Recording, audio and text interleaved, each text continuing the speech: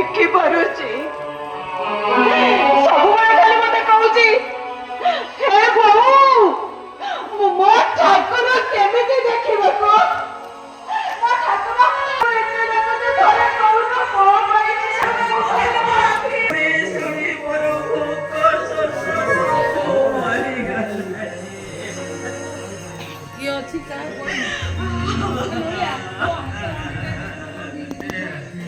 ମୋର ବିଶ୍ୱାସ ତାଙ୍କ ଉପରେ ତୁଟି ଯାଇନି କି ମୋର ଭରସା ହଉ।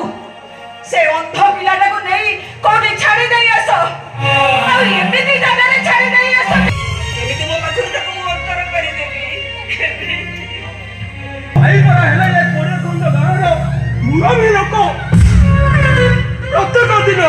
ପ୍ରତ୍ୟେକ ଦିନ ସେ ଶହ ଶହ ଲୋକଙ୍କ ଘର ଭାଙ୍ଗନ୍ତି।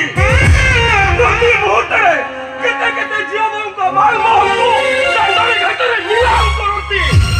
ଆଲୋ ତୁ କଣ ଜାଣିଲୁ? ତାଙ୍କ କଥା ନ ମାନିଲେ ତାଙ୍କ